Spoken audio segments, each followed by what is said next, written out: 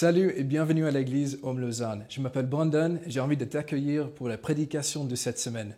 Profite bien.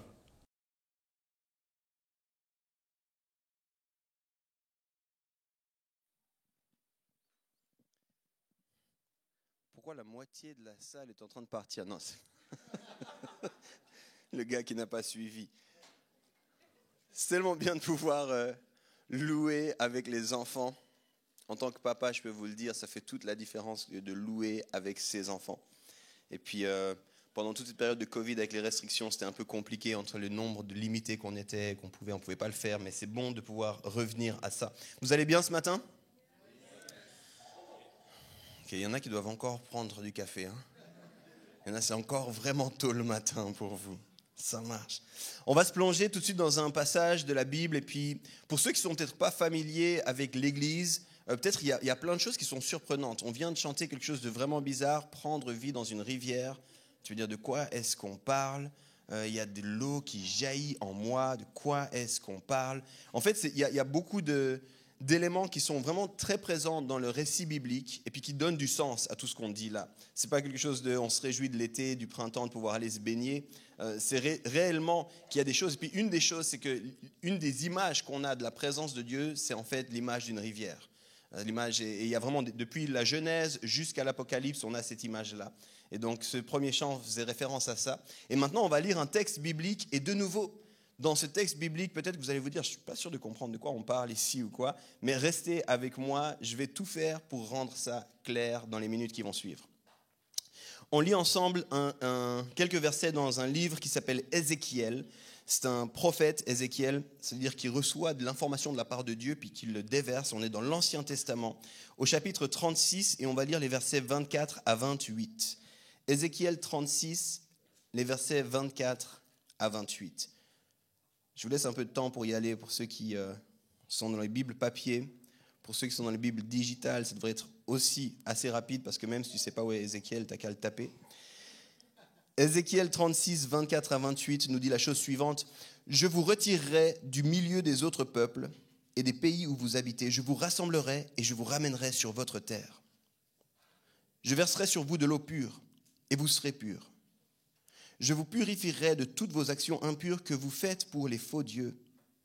Je vous donnerai un cœur nouveau. Je mettrai en vous un esprit nouveau. J'enlèverai votre cœur de pierre et je vous donnerai un cœur de chair. Je mettrai en vous mon esprit. Ainsi je vous rendrai capable d'obéir à mes lois, de respecter et de faire ce que je vous ai commandé. Alors vous habiterez le pays que j'ai donné à vos ancêtres. Vous serez mon peuple et je serai votre Dieu. » Pour ceux qui sont vraiment sensibles à tout ce qui a été dit, ce qu'on fait, ce qu'on vit, vous avez vu au milieu de ces quelques versets cette idée d'un cœur nouveau. Et ça va être c'est la série qu'on commence aujourd'hui, puis c'est ma responsabilité de l'introduire. Alors je vais commencer avec une question. Est-ce que comme moi, plusieurs ici, vous avez déjà fait des choses à contre-cœur? Levez la main si vous avez déjà fait quelque chose à contre-cœur, comme moi. Je pensais à quelques exemples comme ça pour vous, de moments où j'ai fait des choses à contre-cœur. Pour ceux qui ont grandi avec des parents puis une fratrie, je suis sûr, c'est presque obligé, vous avez fait des choses à contre-cœur. Le fameux moment où vos parents vous disent « Va ranger ta chambre ». Je ne suis pas sûr que ton cœur débordait de joie, tu disais « Mais c'est vraiment, il n'y a rien d'autre que j'aimerais faire maintenant à part ranger ma chambre ». Tu sais. Moi, dans la fratrie, c'était le moment où mon père disait, ou ma mère aussi, « Aide ton frère ». Je me disais, mais pourquoi mon frère est incapable? Pourquoi c'était à moi de l'aider? Pourquoi parmi nous 6, on était 6 à la maison, ça tombe sur moi? Et je suis sûr, s'il y en a d'autres, vous êtes comme moi, vous aviez l'impression qu'il n'y a que à vous qu'on demandait de l'aide. Le fameux vide le lave-vaisselle. Dans les tâches de la famille, j'ai l'impression que je suis le seul qui vide le lave-vaisselle. On a déjà fait des choses à contre-cœur. Je ne sais pas, peut-être dans la famille, vous avez quelques exemples. On a aussi fait des choses à contre-cœur, des fois au travail. Au travail, on peut se retrouver à devoir faire certaines tâches qui sont nécessaires, mais pas forcément plaisantes. Puis tu en arrives presque à les faire de façon robotique, tu n'y mets pas du tout ton cœur, tu n'avais pas du tout le cœur à l'ouvrage, comme dit l'expression. Puis si on est tout à fait honnête, c'est possible qu'on fasse des fois des choses à contre-cœur dans notre marche de foi aussi. C'est possible dans notre marche de foi qu'on se retrouve rendu à faire des choses, ouais, il paraît qu'il faut aimer mon voisin, donc bon. C'est pas vraiment comme si j'avais vraiment envie de l'aimer, mais... Alors à l'église, c'est facile, tu peux changer de place, tu sais. Surtout maintenant que le Covid est fini, là, tu peux aller d'ailleurs. Mais si on est honnête, des fois, on fait les choses à contre-cœur. Puis je me réjouis de me plonger avec vous dans cette nouvelle série qui s'appelle justement Cœur Nouveau. Et le but, il y a plein de buts, c'est vraiment à plusieurs niveaux, mais si tu devais retenir une chose, mon envie dans cette série, c'est qu'on fasse un check de nos cœurs à nous. Où en est mon cœur? Où en est mon cœur dans ce que Dieu veut pour moi? Où en est mon cœur dans ce que Dieu veut de moi? On va regarder à nos cœurs, on va regarder à nos motivations, parce que Dieu, on a beaucoup plus après nos cœurs qu'après nos actions. Dieu, il est vraiment intéressé par nos cœurs. Alors tu peux garder ça dans un coin de ta tête alors qu'on commence cette série. Ton cœur est important. Puis je te le dis aussi parce qu'on vit dans une société où beaucoup de choses sont faites pour que tu ne penses pas trop à ton cœur. On peut très vite tomber juste dans le rush de la vie, dans le rush du quotidien, dans les choses à faire, dans tout ça, puis on n'a pas forcément d'espace pour penser à ton cœur. Alors, on va réfléchir à ça, puis en introduction, j'ai envie de te demander comment va ton cœur. Pour ceux qui prennent des notes, tu peux écrire ça. Comment va mon cœur? Comment est-ce que je nourris mon cœur? De quoi est-ce que je nourris mon cœur? Si tu veux aller un cran plus loin, tu peux aussi te poser la question, comment ce que je vis au quotidien reflète ce qui se passe dans mon cœur? C'est aussi une façon de parler de l'intégrité. Et honnêtement, au-delà des quelques exemples que j'ai évoqués d'aller à contre-cœur, je crois que c'est vraiment, vraiment important dans nos jours de checker nos cœurs. Alors bienvenue, merci d'être là. Et j'espère vraiment que vous vous réjouissez avec moi. Moi, je suis vraiment excité par cette série. Et si vous ne me connaissez pas, je m'appelle Yves. Puis je suis aussi le pasteur dans cette église. Donc vous risquez de me revoir si vous revenez. Moi, je me réjouis de vous rencontrer en tout cas.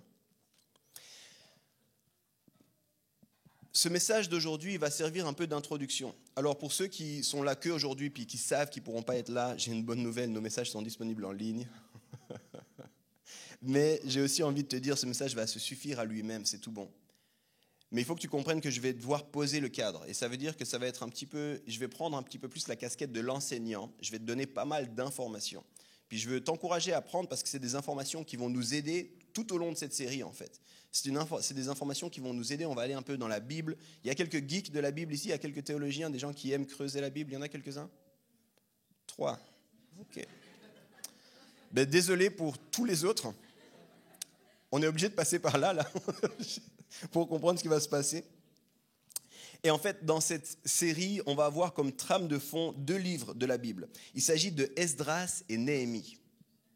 Esdras et Néhémie. Quand je dis ça, peut-être certains vous avez entendu, peut-être d'autres vous dites qui sont ces gens. C'est littéralement des prénoms, d'accord? Néhémie est un peu plus connu que Esdras, puis ces livres se trouvent aussi dans l'Ancien Testament, comme Ézéchiel qu'on a lu avant. Mais en fait, ces livres sont appelés des livres historiques. Dans la Bible, on nous dit que c'est des livres historiques, ça veut dire qu'ils nous racontent une partie de l'histoire du peuple israélite. Et chronologiquement parlant, si vous regardez les dates des histoires, en fait, ces livres-là nous racontent les derniers événements de l'Ancien Testament. D'accord? Ces histoires-là, ces 2 livres, ils nous racontent vraiment la fin, juste avant l'arrivée de Jésus. C'est un moment clé, c'est un moment crucial. Puis dans la plupart de vos Bibles, vous n'allez pas les trouver à la fin de l'Ancien Testament parce que les Bibles, elles ont été construites, composées, réarrangées un peu plus tard. Donc vous allez les trouver dans la partie des livres historiques.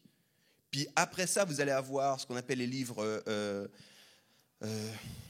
poétiques avec les psaumes, ou les livres de sagesse aussi, avec les psaumes, proverbes, Job, tous ces livres-là. Puis ensuite, vous avez toute une série de livres qui s'appellent les prophètes.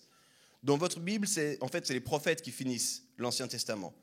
Mais comme je vous ai expliqué, il y a d'autres livres, et ces livres-là sont historiques, et c'est les derniers récits. C'est vraiment important, puis c'est important d'entendre ça. Parce qu'en fait, ces livres-là historiques nous racontent ce que le peuple a vécu, puis les livres prophétiques, qui se situent pour certains plus ou moins dans la même période, nous racontent le cœur de Dieu, l'intention de Dieu pour son peuple. Puis si on ne comprend pas ça, si on lit un petit peu comme simplement le récit chronologique, on risque de penser qu'il y a une dissonance, alors que pas du tout. Les choses sont comme à lire en parallèle à 2 niveaux différents. Ça va? Pas trop geek encore? Vous êtes avec moi? C'est bon? Esdras, Néhémie. En plus de ça, c'est quelque chose d'intéressant. Vous pouvez vous demander pourquoi 2 livres. Mais en fait, dans la Bible hébraïque, ces 2 livres étaient un seul livre.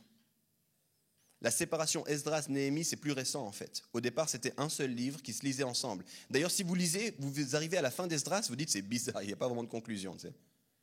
Mais parce que, en fait, ce n'était pas la fin d'un livre. Le récit continue. Et littéralement, il faut vraiment les lire ensemble pour comprendre ce qui se passe. Alors ces livres, ils couvrent environ 100 ans, 100 années, un siècle quasiment d'histoire. C'est long, hein. Il y a des ellipses, on ne nous raconte pas tout des 100 ans, mais c'est une longue histoire. Et on y voit en fait principalement 3 grands récits. C'est assez intéressant, il y a comme 3 héros si vous voulez, et puis 3 récits. Puis ces récits, ils suivent une logique qui est assez similaire en fait. On voit justement le peuple qui est en exil, puis c'est la fin de l'exil. On voit littéralement à chaque fois, ces récits, c'est les mêmes. On voit un roi qui interagit avec un gars en particulier, puis qui lui dit « tu peux rentrer dans ton pays, va rentrer dans ton pays », puis il y a ce retour de l'exil. Et puis alors qu'ils rentrent de l'exil, ils remettent en place petit à petit la réalité à Jérusalem. D'accord ? Ça, c'est ce qu'on va voir. Puis en général, quand vous commencez ça, puis je vous dis « on sort de l'exil », dans votre cœur, il devrait y avoir de la joie. C'est plutôt une bonne nouvelle. On sort de l'exil, ça veut dire que c'est fini, un temps d'oppression, un temps où on n'était pas à la maison, on peut enfin retourner à la maison, yes, on est dans la joie. Donc quand tu lis, c'est vraiment l'intention des auteurs, c'est que tu commences avec comme une excitation, yes, il y a des bonnes choses qui arrivent. Puis quand tu continues le récit, à chaque fois tu te retrouves à un moment un peu surprenant. Tu te retrouves, il y a de l'opposition, ça ne se passe pas comme ça aurait dû se passer, pas sûr de comprendre qu'est-ce qui se passe. Et puis, chacun de ces 3 récits dans le grand livre, dans ces 100 années, se termine un peu de la même façon où ça te laisse un goût aigre-doux. Je ne sais pas si vous voyez ce que je veux dire par un goût aigre-doux. Vous avez déjà vu peut-être des récits, des films, peut-être vous avez lu des livres, où tu sais, quand tu arrives à la fin, tu te dis, c'est bien, mais je ne suis pas sûr que c'est bien. Vous avez déjà vécu ça, vous voyez ce que je veux dire. Tu sais, c'est le moment où tu arrives à la fin d'une histoire, tu te dis, est-ce que c'est bien, est-ce que c'est pas bien? Je ne sais pas comment me positionner par rapport à ça. Et c'est littéralement ce qui se passe ici. Vous avez les 3 récits de 3 leaders, mais à la fin de chaque fois, ces leaders, vous dites, c'est pas mal, mais est-ce que vraiment c'est bien? Si tu prends le temps de le lire, tu te demandes un peu. Et quand tu arrives à la fin de Néhémie, rappelle-toi, c'est la fin de l'Ancien Testament, tu te demandes vraiment, est-ce que c'est bien? Est-ce que c'est bien? C'est bizarre. Le dernier chapitre de Néhémie est vraiment surprenant. Donc il y a 3 leaders. Je te dis les noms de ces leaders. Si jamais tu penses à donner des noms à tes enfants, on a des gens qui sont enceintes. Je le dis au cas où. Le premier, c'est Zorobabel. Ça donne des idées, n'est-ce pas? Le deuxième, c'est Esdras. Et le troisième, c'est Néhémie. C'est ces 3 leaders qu'on suit. Et puis en gros, Zorobabel, il va amener un premier groupe d'exilés au retour à Jérusalem, puis il va remettre en place le temple. Puis ensuite, on a Esdras, puis Esdras, il va rappeler les règles, la Torah, les commandements de Dieu. Et en fait, c'est vraiment, il reconstruit la vie de communauté. Et puis ensuite, Néhémie arrive, puis il reconstruit les murailles de Jérusalem. D'accord? Ça, c'est les 3 leaders, puis c'est les 3 histoires qu'on a. Puis comme dit, chacun de ces retours, au départ, c'est vraiment une bonne nouvelle. Au départ, tu devrais te dire, yes, c'est bon, il y a des bonnes choses qui se passent, le peuple peut rentrer, c'est bon. Mais à la fin, à chaque fois, c'est ce sentiment un petit peu, est-ce que vraiment c'est bon? Et ce dernier chapitre, on aura tout un message sur ce chapitre. Tu dis, on est à la fin de l'histoire de l'Ancien Testament, tout semble bien, mais ce dernier chapitre me donne un goût bizarre dans la bouche. On n'a pas le happy ending tant attendu. Moi, je vous dis tout ça aussi pour que vous alliez lire pendant cette série ces livres dans vos Bibles. J'aimerais vraiment vous encourager à prendre le temps de lire Esdras, Néhémie. On parle d'une petite vingtaine de chapitres, c'est pas trop long à lire. Allez les lire pour que ça accompagne, vous verrez, c'est assez surprenant à lire. Dans un tout petit moment, on va se pencher sur un texte d'Esdras, justement. Mais j'aimerais encore juste repréciser pour que vous compreniez la construction de mon message. Au début, j'ai lu Ézéchiel. Puis Ézéchiel, je vous l'ai dit déjà, c'est un prophète. Puis en fait, Ézéchiel, il prophétise, c'est-à-dire qu'il parle de la part de Dieu juste avant que le peuple rentre de l'exil. Vous comprenez? Il se situe juste avant que le peuple rentre en exil. Et j'aimerais que vous compreniez un petit peu l'histoire. Alors imaginez que vous êtes loin de chez vous, que vous êtes empêché d'être chez vous pendant longtemps, qu'on vous a enlevé toutes vos habitudes, toutes vos valeurs, toute votre manière de faire. Vous ne savez pas combien de temps, qu'est-ce qui se passe. Puis vous savez, parce que des gens vous disent depuis longtemps, Dieu a un projet pour toi, tu vas rentrer à la maison, tu te réjouis. Puis juste avant que tu partes, un des derniers prophètes te dit, vous allez rentrer. C'est ça qu'on a lu au départ. Vous allez rentrer chez vous, vous allez rentrer à la maison. Puis je vais changer vos cœurs, je vais vous donner un cœur nouveau. Et normalement, tu devrais être dans l'excitation de cette rentrée-là. Puis c'est vraiment ce qu'on a lu. Et il faut lire ces deux choses en parallèle. Parce que si tu lis que les livres historiques, tu risques de ne pas passer à côté de la dissonance que j'ai envie de te montrer. Si tu ne comprends pas le cœur de Dieu qui est révélé dans les livres prophétiques, tu lis ça puis tu dis « Ah ben c'est bien. Zorobabel, il fait son taf, c'est bon. Esdras, fidèle à lui-même, c'est bon. Néhémie, les murailles, c'est bon. » Puis tu risques de ne pas voir le côté aigre-doux que je suis en train de te dire. Parce que pour comprendre ce côté aigre-doux, il faut que tu lises « C'était quoi l'intention de Dieu ?» Parce qu'en fait, derrière ces histoires qui ne sont pas des mauvaises histoires, il y a comme un petit couac à chaque fois. Et ce couac, il est mis en évidence par les tensions que ces leaders vont vivre. On va le voir ce matin, mais il faut que vous compreniez ça, c'est vraiment important. Je vais m'arrêter ici, désolé pour toute cette période un petit peu enseignement et tout ça. Je vais essayer juste de le redire différemment. Pour ceux qui n'auraient pas suivi, j'ai vu qu'il n'y avait que 3 mains qui se sont levées, alors je suppose que plusieurs vous êtes partis ailleurs. Revenez avec moi maintenant. Voilà ce que vous devez retenir. Ce qu'on lit dans ces livres, c'est une période de transition majeure. On est dans une période de transition. On est dans une période aussi qu'on pourrait appeler de réveil, un retour au projet de Dieu. Et alors qu'on est là-dedans, alors que le peuple était en exil, va revenir et reconstruire, il y a un espoir pour du renouveau, il y a une sortie d'exil. C'est une bonne nouvelle. Et on a des bons leaders. Mais pourtant, la fin n'est pas aussi belle et réjouissante qu'espérée. Et je reprends ici les mots de Tim Mackie, qui est théologien, qui dit « Ces récits semblent pointer le doigt vers le besoin de cœurs nouveaux. » Ces récits sont vraiment intéressants, mais dans leur construction, ils semblent nous montrer qu'il y a encore quelque chose qui ne va pas. L'Ancien Testament se termine au niveau des récits en nous disant « Il y a encore quelque chose qui ne va pas. » Puis le problème, c'est un problème de cœur. Puis je trouve intéressant en soi, moi j'aime bien aller me plonger là-dedans, mais je trouve aussi intéressant parce que j'ai l'impression, tu peux ne pas être d'accord avec moi, mais j'ai l'impression qu'on est aussi dans une période de transition en société. J'ai l'impression qu'on vit une période de transition. J'ai l'impression qu'avec cette sortie d'une période de pandémie marquée par des restrictions, marquée par des empêchements, on est dans une transition. Je crois qu'on veut un renouveau. Moi, j'entends ça dans le monde, j'entends ça dans l'église. Les gens veulent un renouveau, veulent un réveil. Ils ont envie que quelque chose se passe. J'ai souvent entendu en ce début d'année 2022, cette fois-ci, ça y est, tu sais. On nous a volé 2 ans, mais cette fois-ci, ça y est, 2022, c'est l'année où les choses changent. Puis j'ai envie de dire, ce n'est pas une mauvaise chose, je n'ai pas de problème avec ça. Dans les églises, on espère aussi reconstruire les relations, reconstruire la vie de disciple qui, pour certains, a été comme mise en stand-by. On a envie de ça, puis encore une fois, ce n'est pas une mauvaise chose.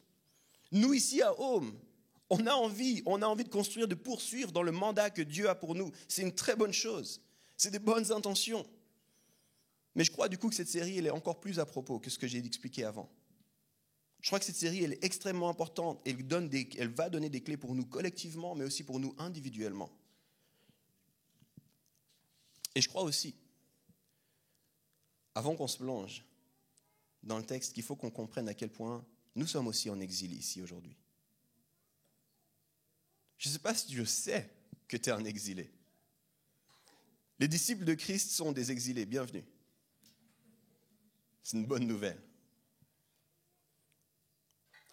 Je te parle un tout petit peu de l'exil encore, juste que tu comprennes un petit peu l'importance de ce message puis que tu disposes ton cœur à ce que Dieu veut faire. L'exil, ça signifie littéralement l'obligation de séjourner hors d'un certain lieu. En général, ce terme, il se rapporte à une patrie, par extension à un lieu qui nous est cher. Quand tu n'as pas la possibilité, quand tu es empêché de séjourner dans un lieu qui est important pour toi, dans un lieu qui t'est cher. Être en exil, c'est littéralement la situation d'une personne qui est expulsée. Puis dans la Bible, on voit ça notamment avec les Israélites qui sont déportés, emmenés à Babylone, qui ne peuvent plus vivre selon le fonctionnement que Dieu avait prévu pour eux, qui sont sous l'oppression de rois. Et on comprend ça pour eux, n'est-ce pas? Mais cette image, elle ne s'arrête pas là. Parce qu'arrive après ça, Jésus-Christ. Bonne nouvelle. Puis Jésus-Christ, il dit, le royaume des cieux s'est approché. Le royaume des cieux est proche. Puis quand il dit ça, il invite aussi les gens à venir dans mon royaume. Mais il dit, mon royaume, ce n'est pas un royaume qui est visible ici sur terre. Et en fait, au travers de Jésus-Christ, on comprend qu'il y a une autre forme d'exil qui est un peu plus, on va dire, conceptuelle, si vous voulez. Mais à quelque part, c'est les mots de Jésus lui-même qui dit, vous êtes dans le monde, mais vous n'êtes pas du monde. Vous êtes dans un contexte, mais vous n'êtes pas de ce contexte-là. Vous êtes en train de vivre dans un contexte qui n'est pas tout à fait ce que moi j'avais prévu pour vous au départ. Et il y a une forme d'exil pour nous aussi. L'exil, c'est un endroit ou une autre culture qui fonctionne différemment de chez nous. Puis il faut qu'on ait conscience d'être dans l'exil. Alors je ne sais pas si vous avez conscience d'être en exil ou pas, mais je vais faire un petit exercice avec vous. Je vais vous demander d'imaginer avec moi pendant un instant une scène. Pas trop difficile, je crois, parce que vous êtes tous ici présents. Je crois que vous allez pouvoir imaginer cette scène. Imaginez, à un moment donné, vous vous baladez le dimanche matin, vous êtes en route pour l'église. D'accord, pas trop difficile. Et puis, on est au printemps, il fait beau, il y a le soleil qui est là, puis vous croisez du monde, et puis, pour une raison surprenante, les gens vous demandent « Oh, qu'est-ce qui vous amène par ici aujourd'hui ?» Et là, je sais, parce que je suis avec vous, je suis de Lausanne, je sais exactement. Ce serait vraiment facile de lui dire « Je vais à un brunch. Je vais à un brunch au Pointu, j'ai eu ma place. » Et là, le gars dit « Ah, ça fait longtemps que j'aimerais aller. Comment c'est là-bas le Pointu ?» Tu commences la conversation, tu sais. Facile. Personne ne te posera des questions si tu dis « Je vais à un brunch le dimanche matin. » Si tu lui disais « Je vais me balader, je profite du soleil, il fait beau, je vais à l'Ermitage. » Un beau parc, je vais juste prendre du temps un petit peu, m'asseoir, lire un livre. Les gens diront « Ah, trop bien, l'Ermitage, c'est un bon spot. » Puis peut-être il va te proposer « Mais est-ce que tu connais ce spot ou ce spot ?» Facile, n'est-ce pas? Si tu lui disais « J'ai mon yoga mat et puis je vais faire ma séance de yoga à la jetée de la compagnie. » Tu n'aurais pas de problème de lui dire ça. La personne dirait « Waouh, un corps sain dans un esprit sain, parfait, magnifique. Vous prenez soin de vous, vous êtes spirituel, monsieur, très bien. » Mais on s'entend, puis on est d'accord de dire, c'est difficile de dire à cette personne, je vais à l'église proclamer ma foi et mon assurance dans mon Sauveur et Seigneur Jésus-Christ. C'est difficile de lui dire ça, n'est-ce pas? Toutes les autres réponses, c'est facile, hein? Mais cette réponse-là, tu dis, comment je vais expliquer? Déjà, le mot église, c'est chaud. Le mot assurance, c'est chaud. Le mot foi, c'est chaud. Le mot Jésus, c'est chaud. Bienvenue en exil. Bienvenue en exil. Ce petit exercice te montre que même si tu ne le réalises pas, tu vis dans une situation d'exil. Tu vis dans une situation où les choses qui sont profondes à toi, les choses qui marquent ton cœur, ton désir, ce n'est pas facile dans le contexte dans lequel on est. On vit dans un monde qui est toujours plus hostile à la vision du monde chrétienne, et dans ce monde, nos valeurs, nos fonctionnements sont parfois simplement difficiles à assumer, sont très souvent difficiles à partager. Puis ça, c'est la réalité de l'exil. Cet exil, il est soutenu, puis il est renforcé encore plus par les médias, par les penseurs, par le monde du divertissement. Et plusieurs parlent de la révolution de 2007. Je ne sais pas si vous saviez qu'il y avait une révolution en 2007. 2007, c'est la sortie du premier iPhone. Et il y en a plusieurs qui disent, c'est des sociologues, c'est des historiens, pas seulement des chrétiens, qui disent dans quelques temps, on va réaliser que ce qui se passe là, c'est encore plus fort que ce qui s'est passé au moment où il y a l'impression qui est arrivée. Les changements qui sont arrivés quand on a donné un smartphone entre les mains des gens, puis les différentes applications, les milliers d'applications, millions d'applications qui existent aujourd'hui, ça a créé une révolution où chacun devient possible de créer du contenu, possible d'amener, de consommer de l'information. Ça change complètement comment on vit. C'est la révolution de 2007. On ne le sait pas encore parce qu'on est encore juste au début de cette révolution-là. Je vais te donner juste un chiffre pour te montrer à quel point cette réalité d'exil est renforcée par la technologie. En 2010, les chiffres ils datent, 2010, on estimait qu'un jeune entre 15 et 23 ans passait 2757 heures par année devant les écrans. Je fais le calcul pour toi, ça correspond à peu près à 115 jours en une année. D'accord? Dans cette même période, les mêmes jeunes interrogés, on leur a demandé combien de temps ils consacraient à leur spiritualité. Et la réponse, c'était entre 150 et 300 heures par année, ce qui correspond à 9 jours. Donc en 2010, et c'est important d'insister sur 2010 parce que la révolution technologique, une des choses qu'elle a, c'est qu'elle est exponentielle dans sa vitesse. C'est-à-dire que maintenant, ce n'est pas juste on a continué la tendance, c'est que c'est encore plus que ce que c'était avant. Donc en 2010, en gros, un jeune entre 15 et 25 ans, grosso modo, allait passer 115 jours devant les écrans, mais moins de 10 jours à l'église. Je te le résume, je te le caricature un petit peu pour que tu comprennes. Donc l'exil que je te parle, il est renforcé aussi parce que plusieurs ont appelé la Babylone digitale. Aujourd'hui, non seulement on est au cœur d'une forme de Babylone, mais cette Babylone est renforcée par le digital.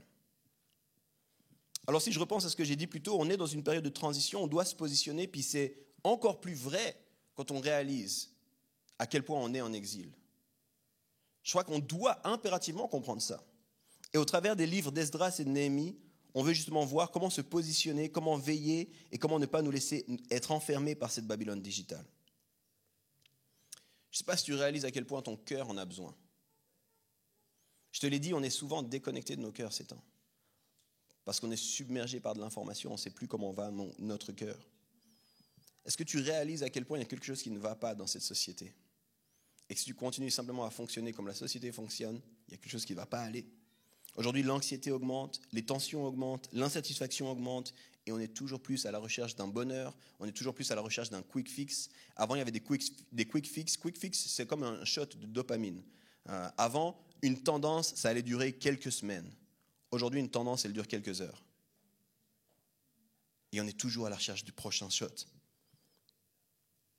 Et moi, je vais le dire de façon vraiment dans l'église, je remets maintenant, j'ai mis ma casquette d'enseignant, j'ai mis ma casquette de sociologue, je remets ma casquette de pasteur. Il y a besoin d'un réveil, les amis. Il y a besoin d'un réveil. Il y a besoin qu'on se positionne en tant que chrétien, qu'on comprenne ce qui est en train de se passer, et il y a besoin qu'on se positionne pour ce réveil. J'irai même plus loin, il n'y a pas besoin d'un réveil, il y a besoin d'une réforme. C'est-à-dire qu'il y a besoin de laisser ce réveil durer suffisamment longtemps et il y a besoin qu'on construise sur ce réveil pour que ce réveil devienne une nouvelle réalité. C'est ce qu'on appelle une réforme.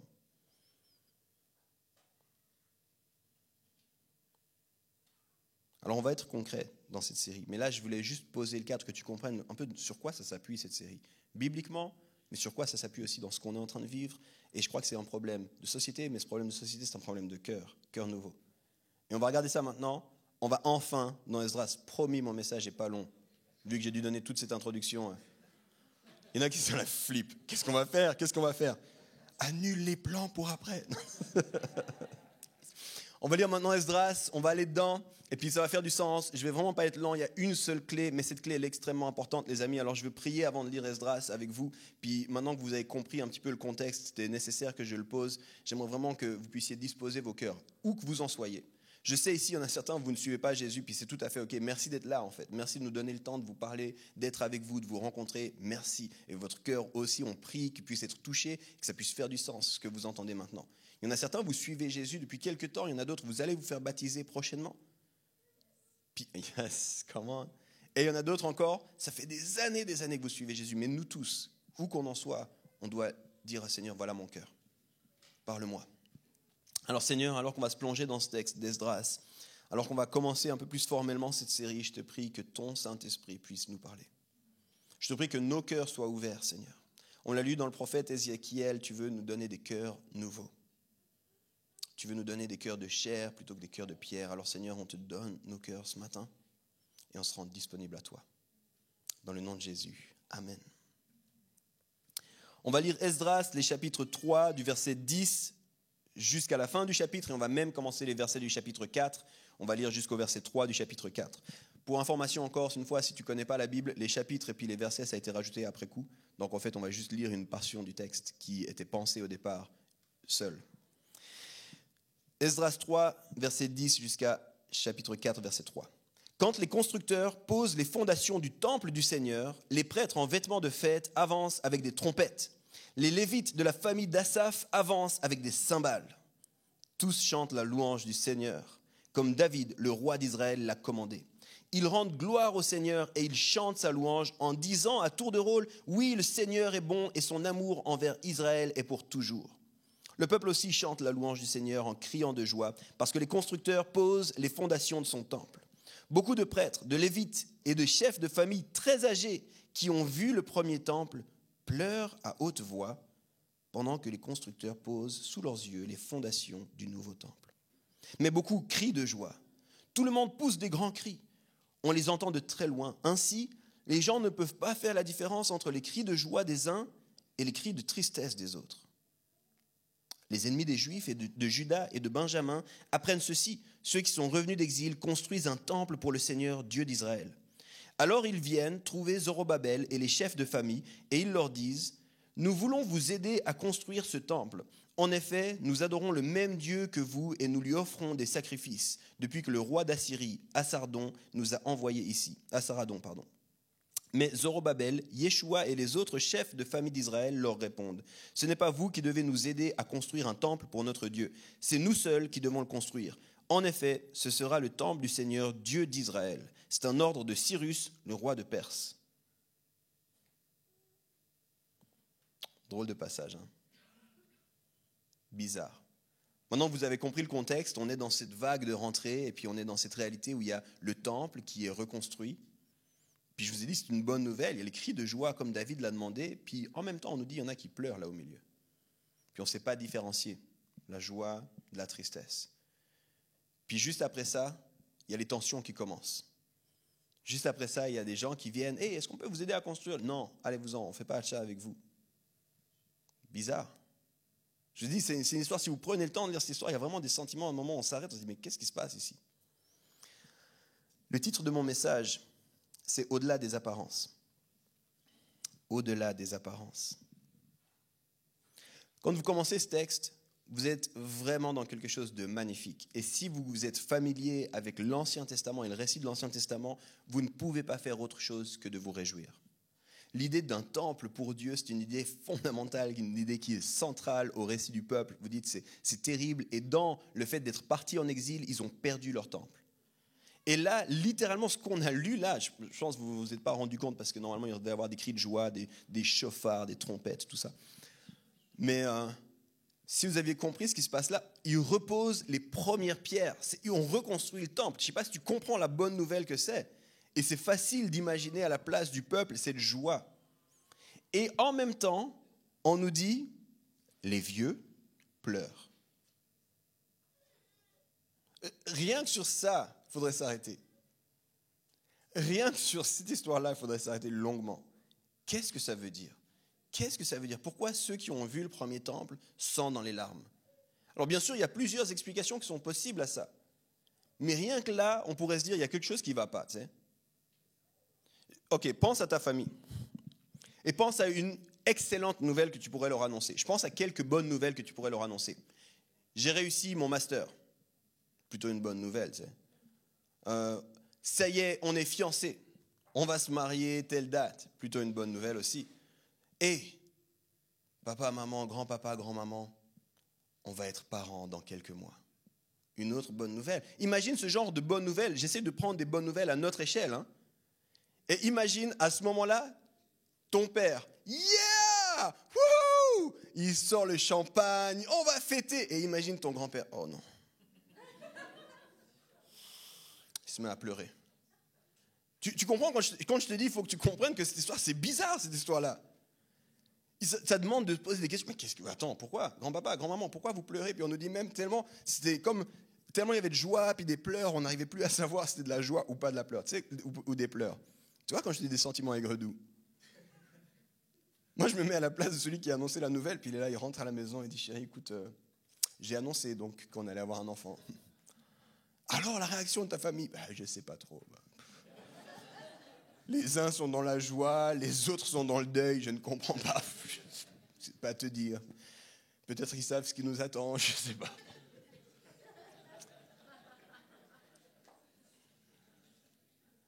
Mais si tu continues l'histoire, ce n'est pas juste ce sentiment aigre-doux. Juste après, se passe autre chose d'extrêmement surprenant. On nous dit les ennemis arrivent, puis les ennemis, eux, ils disent « Hey, on a envie de vous donner un coup de main. On sert le même Dieu que vous. On a envie de pouvoir construire avec vous. » Et puis là, tu as une réponse méga surprenante. « Non, non, non, non, c'est notre temple, on obéit au roi des Perses. » Attends, quoi ? Il y a plein de choses bizarres là-dedans. C'est qui ces ennemis ? Je vais le formuler comme ça, très simplement pour toi. Tu connais la phrase « les amis de mes amis sont mes amis » ? Est-ce qu'ils servent vraiment le même Dieu que nous ? C'est une première question qu'on peut se poser. Est-ce qu'ils servent vraiment le même Dieu que nous ? Ils débarquent là, c'est qui ? Et ils disent « on le fait depuis qu'on nous a amenés ici ». Donc ce n'est pas des ennemis qui sont venus, eux, c'est des ennemis qu'on a amenés ici. Donc c'est qui ces ennemis ? Puis il faut se poser cette question-là. Et juste après, dans la même réponse, le gars dit, en plus de ça, on ne veut pas faire ça avec vous, c'est pour notre Dieu, on obéit au roi des Perses. Mais le roi des Perses, ce n'est pas celui qui vous avait mis sous sa coupe. Vous obéissez à qui en fait? Il y a plein de choses bizarres. Si on lit trop vite, il y a plein de choses, on risque de passer à côté. Quand on lit le mot ennemi, c'est littéralement en hébreu le mot ennemi, mais en fait, c'est un mot, c'est très très difficile de comprendre qui ils sont. Parce que la première des lectures, c'est des gens. Alors la première des lectures, si on n'étudie pas le texte, on pense que c'est des méchants. Ce n'est pas tout à fait des méchants. Si on étudie un peu plus le texte, en fait, c'est d'autres personnes qui ont été déplacées. C'est à quelque part d'autres personnes qui sont aussi sous la coupe du roi de Perse. Donc eux, ils étaient en exil et puis le roi avait de la puissance militaire sur eux, autorité sur eux, mais il avait aussi ça sur d'autres peuples. Et là, c'est d'autres peuples qui ont été transférés ici. Ils ne sont pas chez eux, mais ils sont ici. Mais il y a encore une autre lecture qui est possible. C'est que quand il y a eu l'exil, de la même façon que le retour en exil n'est pas en une fois, de la même façon, tout le monde n'est pas parti à Babylone. Et il y a plusieurs théologiens qui disent, en fait, ça, c'est juste leur descendance qui était restée sur place. C'est tout à fait possible que là-dedans, il y a des Israélites qui étaient restés sur place, qui n'étaient pas montés à Babylone, qui n'étaient pas sous l'emprise de Babylone, qui étaient restés sur place. On ne sait pas ce qui se passe. Ce qu'on sait par contre, c'est que c'est une opposition et que cette opposition, elle va arriver sur la division. Ça, on le sait. Et cette division-là, on le sait aussi, ce n'est pas l'intention de Dieu. Et pour ça, il faut lire les prophètes. Si vous lisez comme ça, vous pouvez dire Zorobabel, il sait bien ce qu'il fait. Il assure, il met le cadre et c'est bon. Mais si vous lisez les prophètes, l'intention de Dieu, ça n'a jamais été la division.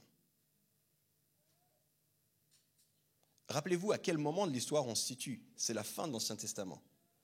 Les choses qui vont arriver littéralement après, c'est le Messie. La promesse, là je vais très très vite, hein, désolé pour ceux qui n'ont pas les références, mais la promesse qui était faite à Abraham, c'était qu'il allait être une bénédiction pour les nations. Et on avance dans cette promesse, on arrive à un moment donné, puis là on a littéralement les gens qui disent « Nous, on ne veut rien avoir à faire avec vous, on n'a rien à faire avec vous, on ne veut pas être avec vous, on obéit au roi de Perse. » C'est très bizarre ce qui se passe. C'est très surprenant ce qui se passe. Je vous l'ai dit avant, on peut des fois faire les choses à contre-cœur, puis des fois on peut faire les choses sans réaliser où est notre cœur. Des fois on fait les choses puis on a oublié de se poser la question où est notre cœur. Je vais le dire comme ça, on peut faire des bonnes choses avec un cœur au mauvais endroit. On peut faire des bonnes choses avec un cœur à un mauvais endroit. Puis si on fait des bonnes choses avec un cœur au mauvais endroit, les conséquences ne sont pas toujours bonnes. En fait, les conséquences sont rarement bonnes. Et alors qu'on est en exil, nous aussi, on doit se positionner, puis c'est avant tout une histoire de cœur. Dans nos frustrations face à ce qu'on peut vivre, dans nos transitions au sortir du Covid, dans nos projets futurs, mariage, pas mariage, tout ce qui se passe, comment est-ce que nos cœurs, je vais le dire ainsi, comment est-ce que nos cœurs battent au rythme du cœur de Dieu? Est-ce qu'on sait exactement ce que Dieu veut? Puis est-ce qu'on est en train d'aller avec ce que Dieu veut? Ou est-ce qu'on construit sur nos blessures, sur nos frustrations, sur nos échecs? J'arrive au bout. Je vous ai dit que c'était pas long. Puis j'ai demandé à l'équipe de louange de revenir. Puis je vais vous dire ce que j'ai vraiment envie qu'on saisisse à l'entrée de cette série de messages. On a lu au tout début que Dieu voulait donner des cœurs nouveaux. Je vais le relire. C'est dans Ézéchiel 36. « Je vous donnerai un cœur nouveau et je mettrai en vous un esprit nouveau. Je retirerai de votre corps le cœur de pierre et je vous donnerai un cœur de chair. » Je crois que le travail le plus important que Dieu fait, c'est un travail de profondeur. Si tu te demandes c'est quoi la chose la plus importante que Dieu veut faire, c'est une chose qui n'est pas visible de prime abord. Parce qu'il travaille d'abord les cœurs. Il travaille les cœurs. Puis les cœurs transformés, ça va avoir un effet sur le visible. Mais c'est un travail de profondeur, c'est un travail qui prend du temps. Et pour qu'il puisse le faire, il faut lui laisser nos cœurs. Souvent, on est disposé à laisser à Dieu nos mains, nos comptes en banque. On est disposé à laisser Dieu agir sur plein de choses, mais pas nos cœurs. On ne lui laisse pas nos cœurs. On ne lui laisse pas travailler nos cœurs. À l'église, j'entends beaucoup que les gens veulent laisser leurs mains à Dieu. Seigneur, utilise-moi. Mais est-ce qu'on est aussi rapide à dire, Seigneur, transforme-moi? Est-ce qu'on est d'accord de dire, si je veux que tu puisses m'utiliser, je veux te suivre là où tu me demandes d'aller? Est-ce qu'on est d'accord de dire, Seigneur, tu sais mieux que moi ce qui se passe? Dans l'histoire qu'on a lue, très rapidement,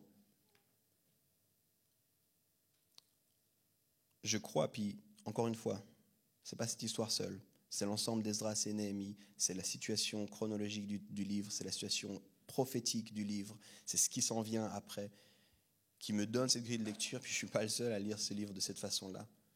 Je crois que Zorobabel, qui est un excellent leader, a été un peu trop rapide à réagir. Je crois qu'il n'a pas su voir pleinement ce que Dieu était en train de faire.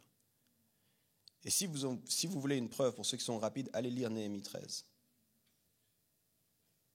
Parce que Zorobabel, il devait ramener le temple. Puis ça, c'est une bonne nouvelle.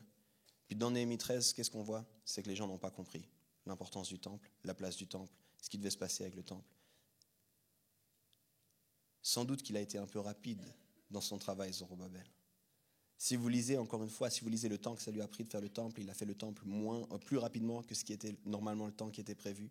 Il a été comme pressé de faire ça. Il a été pressé de répondre aux gens qui venaient, de leur dire non, c'est pas à vous. Il a créé une division. Alors que Dieu n'avait pas du tout l'intention de créer une division. Il aurait pu prendre le temps. Il aurait pu réagir différemment. Vous vous souvenez le titre du message, hein, au-delà des apparences. C'est très bien ce qu'il a fait. Mais est-ce que c'est possible que la trajectoire de son cœur se soit un peu perdue, alors qu'il faisait des bonnes choses? Vous avez tous vu, j'en suis sûr, cette expérience. Si vous faites partir un avion d'un aéroport et puis que vous changez de quelques degrés sa trajectoire, il n'arrive pas du tout là où il était censé arriver. Pas du tout.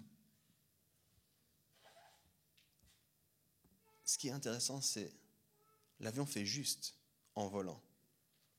Ce n'est pas des mauvaises choses qu'il fait. Il a juste changé un tout petit peu la trajectoire. Et moi, ma peur, c'est alors qu'on est dans cette saison où on sort, où on veut le réveil, où on veut foncer, où on veut voir cette réforme, est-ce qu'on est suffisamment d'accord de se calmer puis dire, Seigneur, est-ce que mon cœur il bat au rythme du tien? Qu'est-ce qui se passe en ce moment? Quels sont les indicateurs que je dois prendre en considération? Moi, je me dis, encore une fois, Zorobabel est un bon leader, mais je me dis, est-ce que Zorobabel n'aurait pas dû s'arrêter un instant, voyant les vieux pleurer? Qu'est-ce qui se passe, les amis? Vous étiez là à l'époque du premier temple. Qu'est-ce qu'on n'a pas compris? Est-ce qu'il y a quelque chose qu'on doit faire différemment? Pourquoi vous pleurez?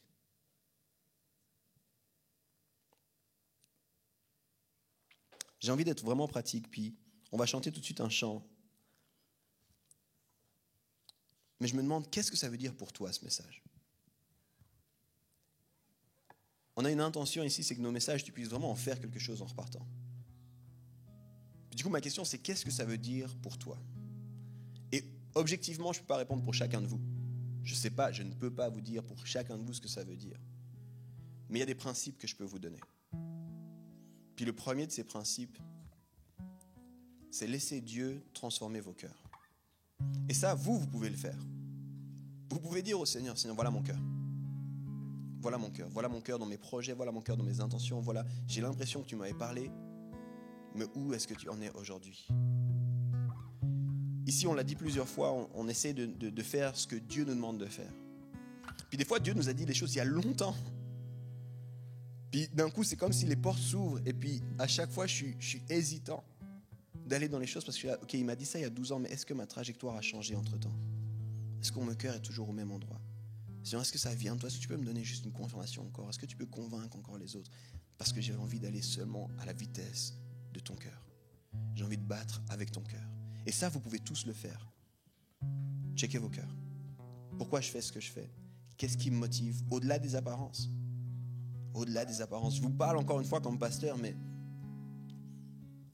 il y a des gens qui servent à l'église avec les mauvaises intentions. C'est bizarre, hein? Normalement le pasteur il dit venez servir à l'église. Là. Puis moi j'ai envie de te dire check ton cœur avant de servir à l'église. Pourquoi est-ce que tu veux le faire? Je suis sûr qu'il y a plein de gens qui doivent servir à l'église, j'ai aucun problème avec ça. Mais si tu le fais avec les mauvaises intentions, tu peux faire les bonnes choses avec le cœur au mauvais endroit. Puis le résultat il n'est pas bon. Alors check ton cœur. Check ton cœur. Pourquoi est-ce que tu te fiances? Magnifique, le mariage, beaucoup de gens veulent ça, puis c'est pour beaucoup de gens, mais est-ce que c'est le bon temps? Est-ce que tu es au bon endroit pour le faire? Pourquoi tu changes de job? Peut-être c'est très bien, peut-être c'est très sage, mais toutes ces décisions un peu centrales, est-ce qu'on vérifie que notre cœur est avec Dieu? Est-ce qu'on vérifie que notre cœur est avec Dieu? Puis alors que je préparais ça c'est mon devoir pour toi. S'il faut que je mette encore la casquette du prof, mon devoir, check ton cœur avec Dieu. Mais alors que je préparais ce message, il y a deux choses que j'ai l'impression que Dieu me disait en particulier pour différentes personnes ici. J'ai l'impression qu'il y a des déceptions et des frustrations qui ont changé ta trajectoire. Dans ton cœur, il y a des déceptions et des frustrations qui ont commencé à influencer tes motivations. Et je ne sais pas à qui ça s'adresse, mais je sais qu'il y avait des déceptions qui sont professionnelles, il y a des déceptions qui sont relationnelles, et il y a des déceptions qui sont amoureuses. Puis du coup, par rapport à ça, il y a quelque chose qui est en train de se passer dans ton cœur, puis je crois que c'est une invitation au Seigneur de dire juste, prends le temps, on va regarder ces choses-là. On va les regarder ensemble. Amène-moi ces déceptions, amène-moi ces frustrations-là. Ne fais pas juste pour faire. Ne continue pas juste pour continuer. Amène-moi ces choses-là. Je crois que le Seigneur veut vraiment nous donner un cœur nouveau. Je crois que le Seigneur veut venir et faire du bien à notre cœur par rapport à certaines déceptions, par rapport à certaines frustrations.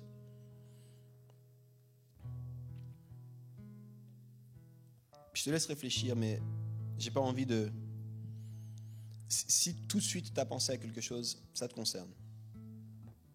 Si tu n'as pas tout de suite pensé à quelque chose, pas besoin de faire non plus des heures et des heures de te demander, mais si c'est venu là tout de suite, quand j'ai dit déception, frustration, tu as pensé à une situation, tu as pensé à un événement, tu as pensé à une personne ou quoi, ça te concerne, c'est pour toi, puis on va prier ensemble. Mais la deuxième chose qui m'a montré aussi, c'est un peu plus en profondeur, c'est qu'il y a des gens, il y a des blessures littéralement.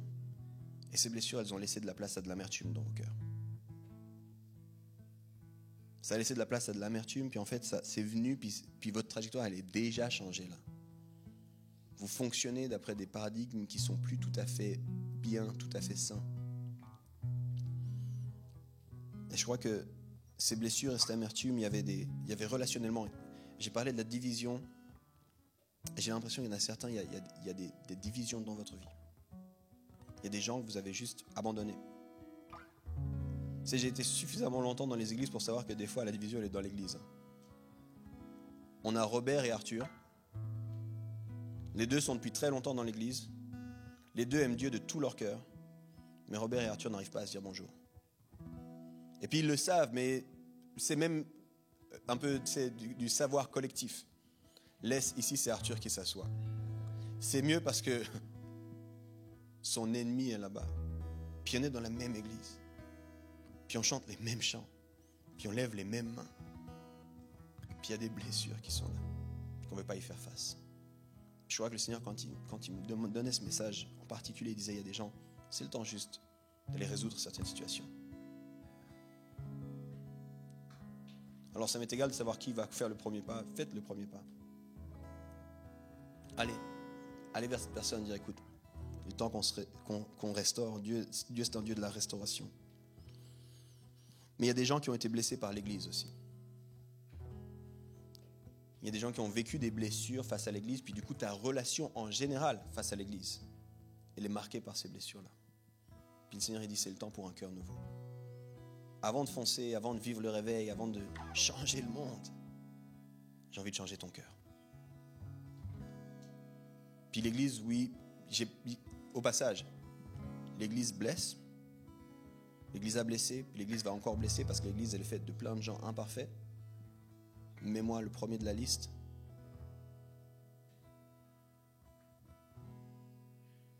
Mais c'est pas ok de rester blessé. Ça nous appartient à tous. Qu'est-ce qu'on va faire de cette blessure? Puis le dernier des choses, puis ça c'est... Je sais que c'est Dieu parce que je ne pouvais pas penser à ça de moi-même. Mais il y a des gens, vous êtes fermés au monde, littéralement au monde, à cause de blessures. Puis le verset le plus connu de la Bible, c'est parce que Dieu a tant aimé le monde. Puis là, vous voyez, c'est typiquement le genre de dissonance, le genre de sentiment aigre-doux qui doit naître. C'est que vous aimez Dieu de tout votre cœur, puis que Dieu, lui, il aime le monde à tel point qu'il envoie Jésus-Christ pour le monde. Mais nous, on s'est fermé au monde. Bizarre comme récit, non? Pourtant, tellement souvent, c'est le cas. Puis vous avez sans doute des bonnes raisons. Mais si Dieu aime le monde, qui est-ce que moi je suis pour ne pas aimer le monde? Comment est-ce que c'est possible que je sois plus prompt, plus rapide à critiquer, à juger, à pointer du bois, à diminuer, à me moquer, sous prétexte que je connais Dieu? Un monde pour qui le cœur de Dieu bat, littéralement. Alors ça, c'est les choses que Dieu m'a données pour nous ce matin.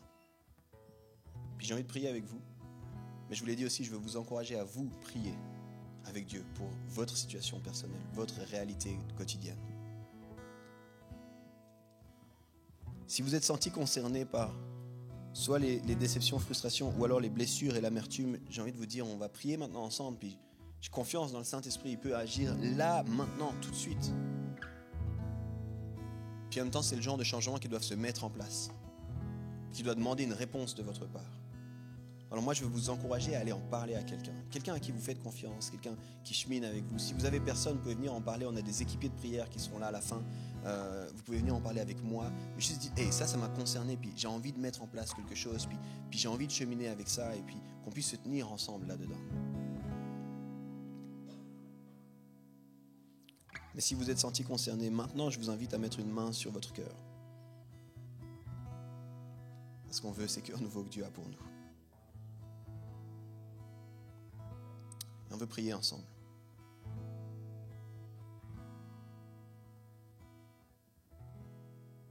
Seigneur, tu veux nous donner des cœurs nouveaux. Tu l'as dit par le prophète Ézéchiel, tu veux nous donner des cœurs nouveaux.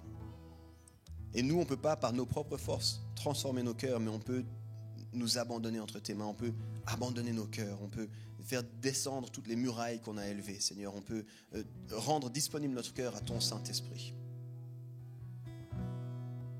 Alors, Saint-Esprit, fais ce que toi seul tu peux faire dans nos cœurs. Viens et touche maintenant, Seigneur. Viens et réajuste maintenant. Je prie en particulier pour ceux qui ont leur cœur qui a été affecté par des déceptions, par des frustrations. Viens et donne un souffle nouveau, donne une vision nouvelle, rafraîchis, Seigneur.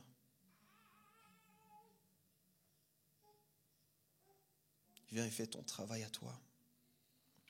Puis je veux prier pour tous ceux qui ont leur cœur blessé, ou même leur cœur qui a laissé grandir des réalités d'amertume.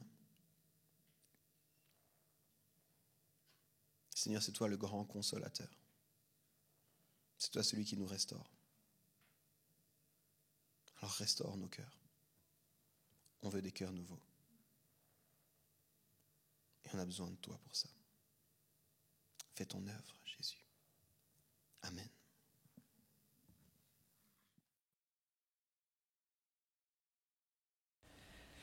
Et merci d'avoir passé ce temps avec nous. J'espère que tu as bien profité de ce temps de prédication. Si tu aimerais plus d'informations sur notre Église, tu peux nous retrouver sur les réseaux sociaux ou bien sur notre site internet églisehome.com. Je te souhaite une très bonne semaine et à bientôt.